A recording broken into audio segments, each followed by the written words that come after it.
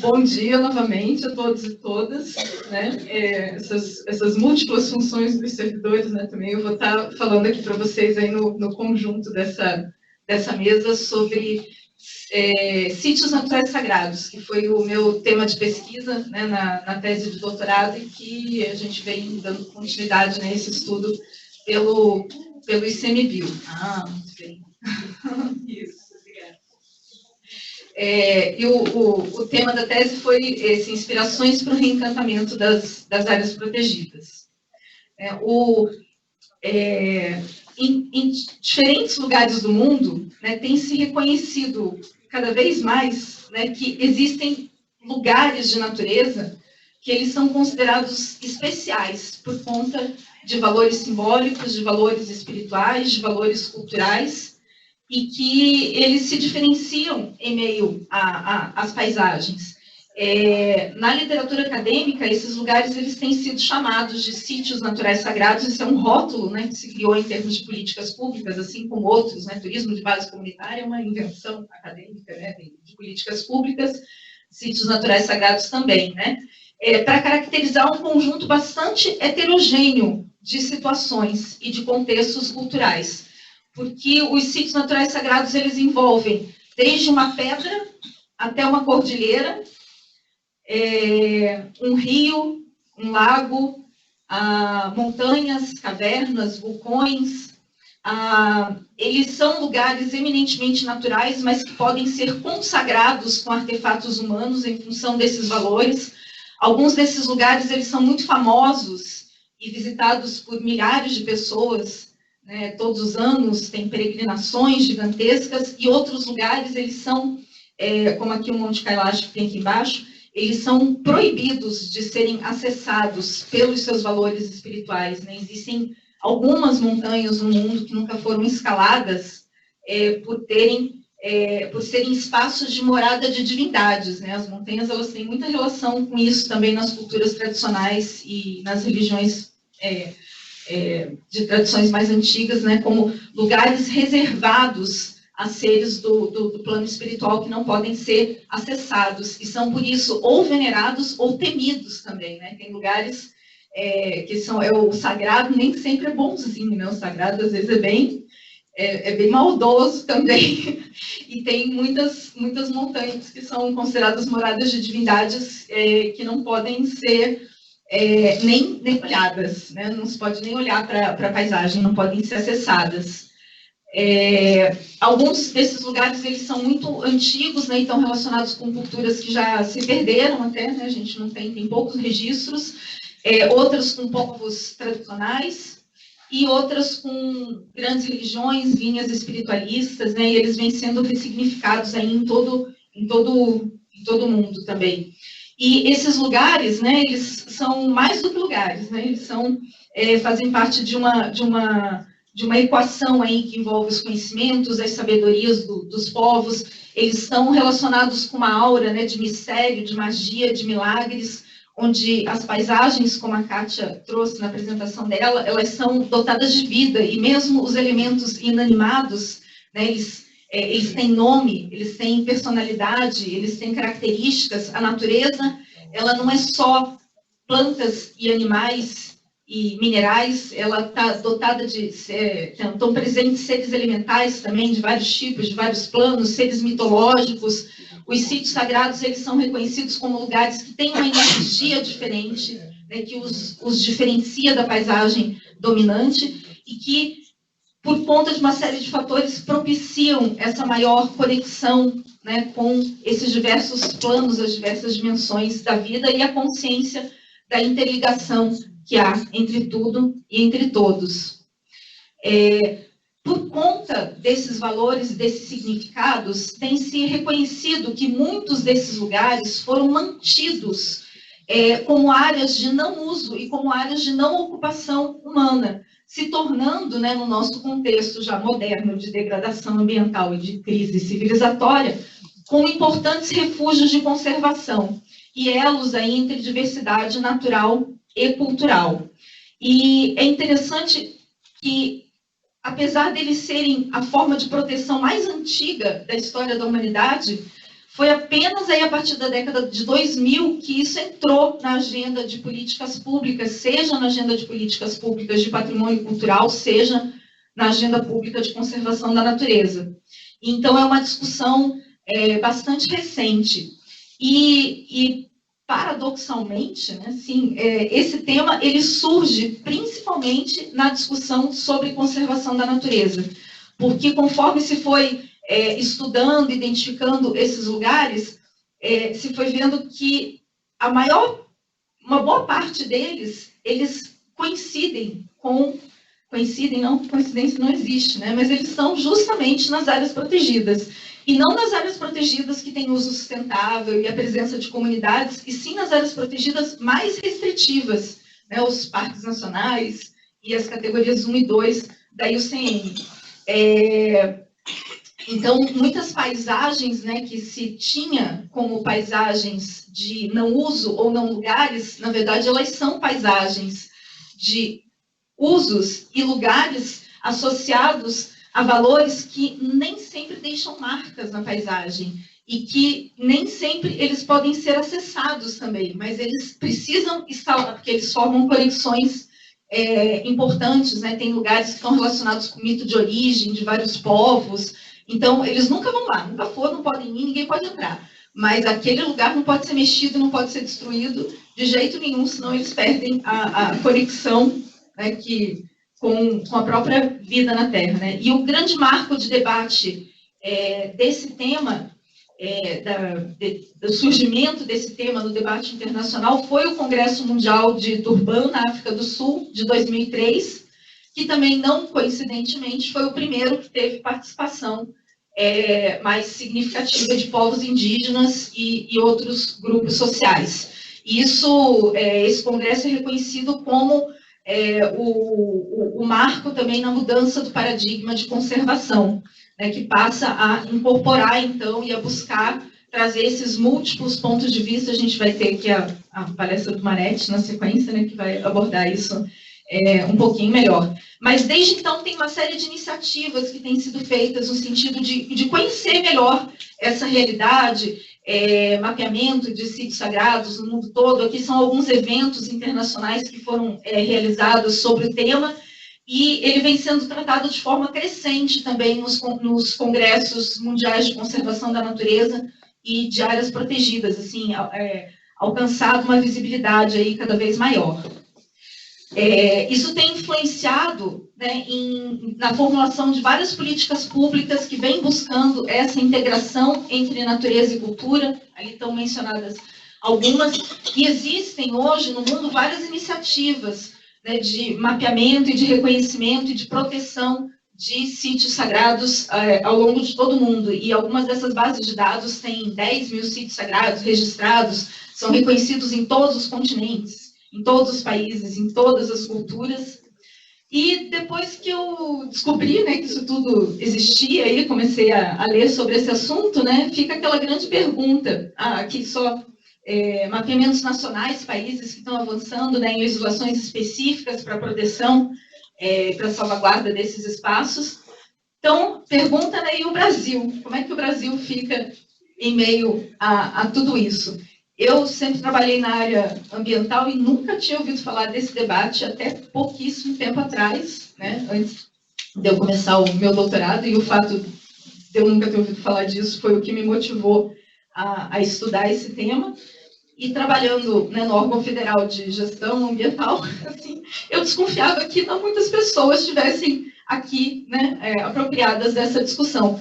E eu me perguntei por quê, né? É porque a gente não tem sítios sagrados, ou o que está acontecendo, né? E por que no Brasil a gente desconhece esse debate, e por que o Brasil é desconhecido desse debate? Porque me chamou a atenção que, em meio a todas essas informações que tinham esses bancos de dados, tinha pouquíssima informação do Brasil, para não dizer nenhuma, né? Um país que tem um dos maiores países do mundo, de maior biodiversidade, de maior diversidade cultural e também de maior diversidade religiosa, né? Que o Brasil é um celeiro de religiosidades. Aqui tem, acho que, todas as religiosidades que tem no planeta, e mais algumas que a gente inventou e que exporta para o resto do mundo, né? Não achei estatísticas sobre isso, mas é bastante emblemático. Então, dentro do meu trabalho, eu comecei a procurar, né, onde é que estavam os sítios sagrados do Brasil.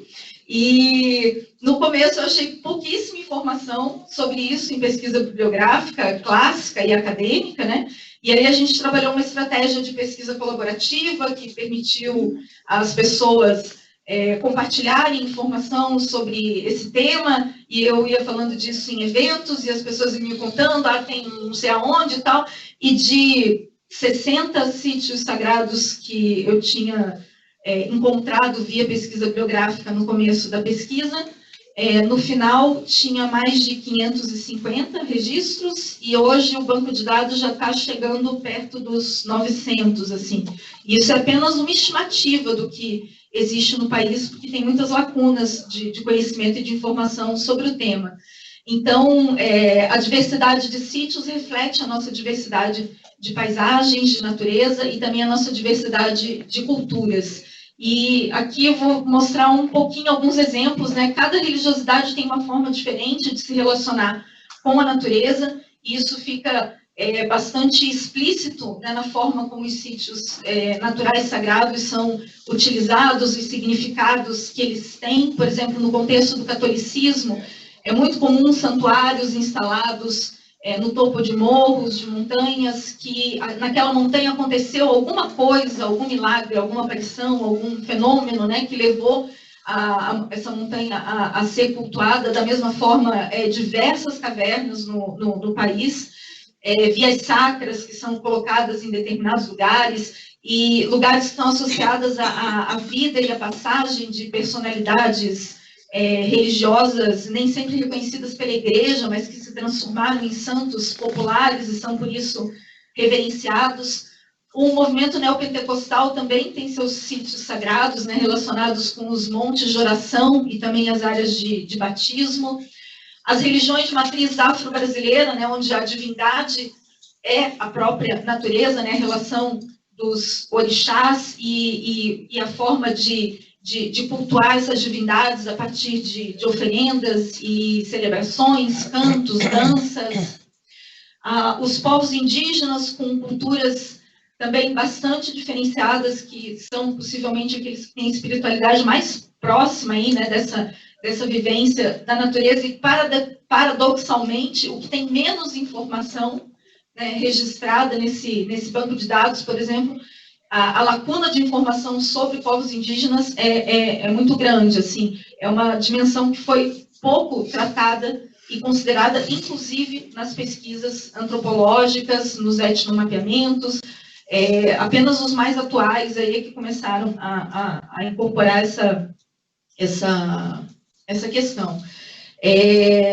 A nossa diversidade de populações tradicionais também, né, é um universo, assim, tem de tudo, as histórias são riquíssimas e elas são presentes em todo o território, em todas as regiões. O Brasil também é riquíssimo em religiosidades alternativas, e esses movimentos nova era, que fazem sincretismos e ressignificações de um monte de coisas. E aqui, né, um destaque que a gente tem muitas áreas naturais, inclusive muitas áreas protegidas, que são reconhecidas como áreas de ocorrência de OVNIs, inclusive pela Secretaria, pelo Ministério da Defesa, né, tem registro disso. Algumas unidades de conservação, elas são bem emblemáticas nesse sentido, que aí cada um atribui aquilo que quer e acredita, né, mas o fato é que elas são reconhecidas. E vários sítios arqueológicos, sítios naturais sagrados não são necessariamente sítios arqueológicos, nem todo sítio arqueológico é um sítio natural sagrado, mas alguns são, né, que tem essa relação de serem considerados, inclusive pelos povos indígenas e por estudiosos, como lugares que têm uma energia diferente, que estavam relacionados com rituais realizados aí na antiguidade. A gente tem muitos monumentos, né, como esse, com inscrições rupestres, estilo, como é que chama isso aí? Esqueci o nome, pictografias, geoglifos, monumentos megalíticos, círculos de pedras, né? A gente tem as Stonehenges brasileiras também, inúmeros caminhos de peregrinação. Na tese eu tinha compilado 30 caminhos de peregrinação, enquanto Alguns anos atrás, a gente tinha mais ou menos 300 quilômetros de trilhas implementadas nas unidades de conservação, a gente tinha mais de 3.000 quilômetros de caminhos de peregrinação no país, passando, inclusive, né, por áreas protegidas e interligando, né, várias regiões, assim, caminhos antigos, anteriores até a colonização, que foram ressignificados, vêm sendo ressignificados pelo turismo, e caminhos de procissão e peregrinação, não só de caminhada, mas de cavalgada, tem peregrinação de moto, tem peregrinações fluviais também. Só pontuando também uma diversidade grande de plantas sagradas, animais sagrados, e em meio a toda essa diversidade, lógico, nesses lugares imersos em uma série de problemas, conflitos e ameaças. Aqui, 2 exemplos, né, a usina de Belo Monte e o Santuário dos Pajés, aqui em Brasília, né, especulação imobiliária e grandes empreendimentos que afetam as paisagens.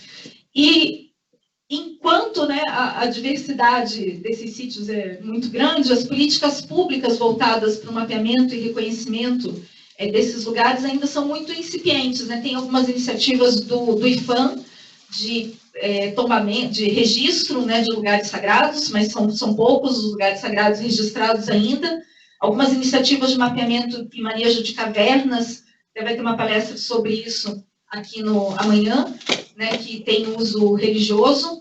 E ali, esse aqui é um dos primeiros mapeamentos, se não o primeiro, né, que teve de sítios sagrados indígenas no noroeste amazônico, onde em apenas um trecho de rio, de 200 quilômetros do Alto Rio Negro, foram mapeados mais de 300 sítios sagrados indígenas. Assim, isso dá uma amostra da diversidade, da riqueza que existe e do quanto esse patrimônio é ainda desconhecido, né? Esses 300 nem entraram nessa minha compilação aí dos 800 e pouco, porque eles não estão nomeados, mas isso é um único trecho de rio, né, relacionado com populações indígenas.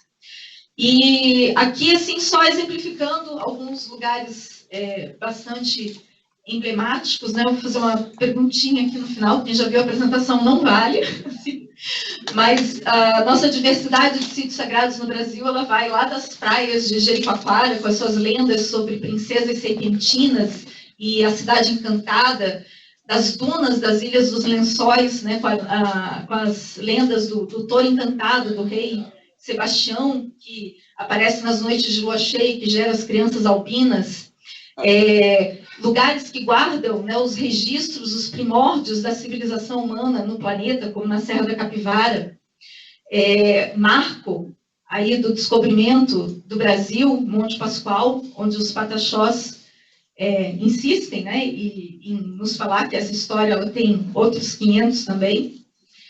Das profundezas da Terra, como na caverna de Terra Ronca, no Goiás, ao ponto culminante do Brasil, né, o Iaripo, conhecido por nós outros como Pico da Neblina, né, onde os espíritos Yanomamis protegem o mundo da queda do céu. Do coração do Planalto Central, né, na Chapada dos Veadeiros, ao interior da Amazônia, no Rio Purus, Céu do Mapiá, berço do nascimento da doutrina da floresta, o Santo Daime, que se espalhou pelo mundo todo, já em 27 países.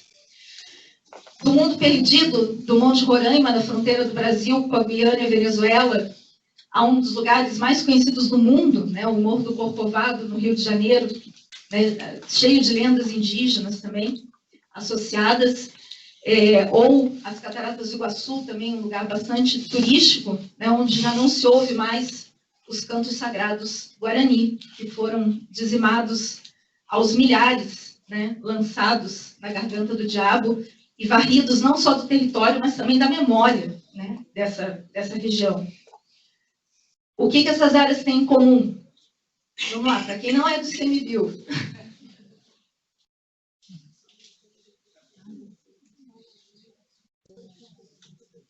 Bora, palpite aí. Vai lá, Célio, fala você. Que a gente tem em comum realmente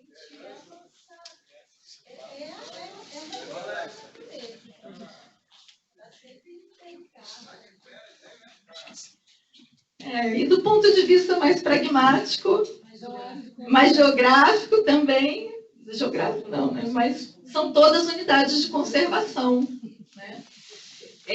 Então, a relevância social do tema, ele contrasta com a invisibilidade do tema na gestão pública. E eu fui atrás de desvendar aí os porquês disso, né? E são vários porquês, né? E assim, cada assunto desses é bastante complexo, mas para inspirar aí o nosso debate e pautar a nossa discussão, eu vou trazer aqui algumas considerações, né, que eu cheguei como explicações, né, de por que essa situação acontece. Uma delas é a invisibilidade histórica e ainda atual dos povos indígenas, populações tradicionais, né, que a gente ainda tem muito a avançar no reconhecimento, né, de que eles, sim, fazem parte da natureza, não só nas áreas de uso sustentável, mas em todo, né, em todas as áreas protegidas, em todo o território nacional. Outra questão é quem são os inimigos da conservação. Durante muito tempo, né, comunidades tradicionais, povos indígenas, foram considerados os principais inimigos da conservação dentro daquelas, adorei as falsas frases que a gente já ouviu, né, os paradigmas, né, foram considerados como os grandes inimigos da conservação durante muito tempo, né, uma realidade que começou a mudar, mas ainda tem muito a avançar. A questão do reconhecimento da nossa pluralidade cultural e a questão da laicidade do Estado, né, a liberdade de consciência, de crença, e uma coisa que o Fábio trouxe também, né, não nos cabe a nós determinar que tipo de relação que as pessoas podem ter com a natureza e com as áreas protegidas, e sim respeitar e buscar compatibilizar. E o papel do Estado, né, com relação às religiões e à liberdade de crença, é assegurar a sua imparcialidade perante elas e assegurar a pluralidade religiosa. A noção de bem público também é outra coisa que foi tratada aqui pela Kátia e pelo Fábio, né? E o paradigma de conservação, essa é uma placa na entrada de uma reserva indígena na Bahia, que Auere, em Pataxó, significa bem-vindo, né? Ela convida o visitante a sentir o ar puro, a conhecer a beleza da cultura indígena, a respirar fundo, a tranquilizar a alma e a olhar além do horizonte, além das paisagens. E aqui a placa de entrada do Parque Nacional de Brasília, uma lista de 19 ou 23, agora não lembro, proibições, né? O visitante é tratado como um potencial poluidor ou desrespeitador do meio ambiente. Não tem um bem-vindo, assim, não sei se mudou, mas pelo menos da última vez que eu fui lá não tinha um bem-vindo visitante, né? Na entrada de um dos nossos principais parques. Entre o visível e o invisível, cada um enxerga o que quer e o que pode, né? Então, a gente vive numa sociedade que é fundamentada no paradigma judaico-cristã. Então, as tradições relacionadas a essas crenças, elas têm uma aceitação cultural muito mais ampla do que as religiosidades indígenas ou as de matriz africana, que são comumente criminalizadas ou invisibilizadas, né, dentro do nosso contexto nacional e também nas nossas unidades de conservação ainda, né, assim, um quadro que a gente pretende mudar. Essa discussão ela perpassa questões de justiça ambiental, né, de combate ao desrespeito, à intolerância, ao preconceito, à desqualificação, à descolonização do pensamento estatal, para a gente passar a prestar atenção em quem conta a história e as histórias que a gente conta e reconta a partir dos nossos instrumentos de gestão, a partir de que perspectiva que a gente está falando que a história de uma região começou quando os primeiros colonizadores chegaram ali, né, quando o patrimônio cultural de uma unidade de conservação se restringe àquilo que foi feito pelos colonizadores, né? Então, esse viés, né, tem uma discussão profunda de fundo assim, sobre descolonização do pensamento estatal e o direito à memória e à verdade, porque mesmo onde esses povos foram dizimados, eles têm ali, né, os seus registros, a sua história e a sua memória.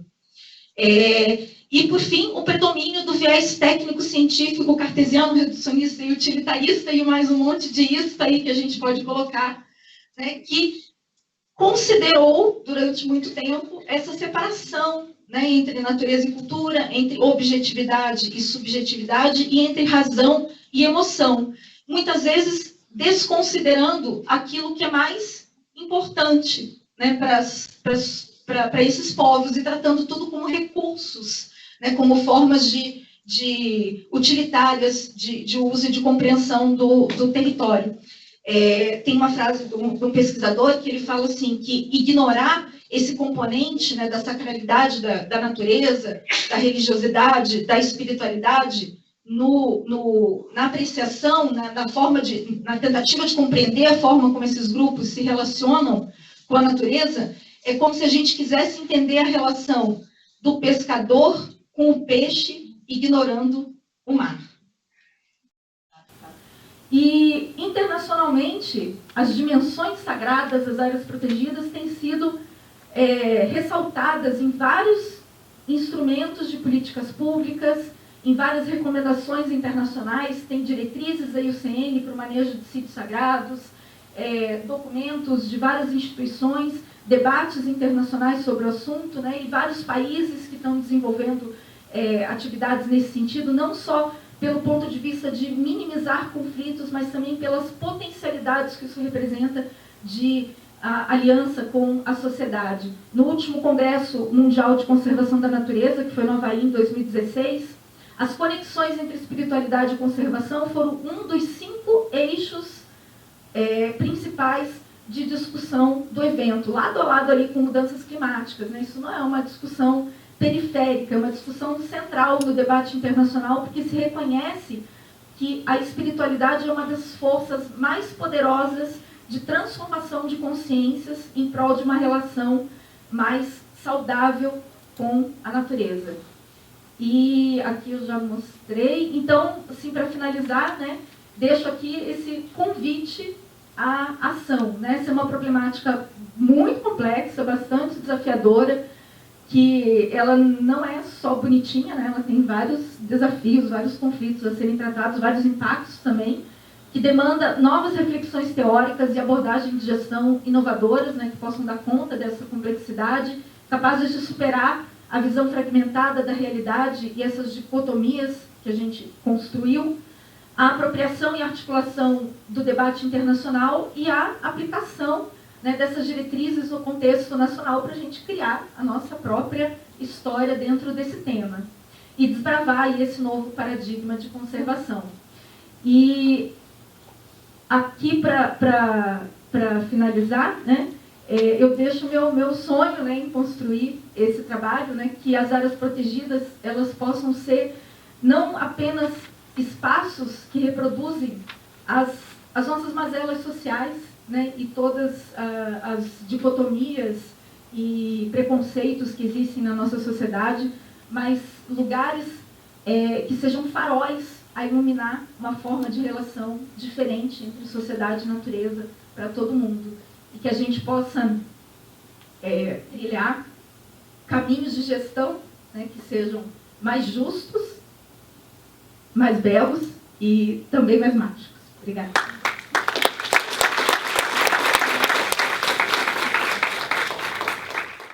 Hey.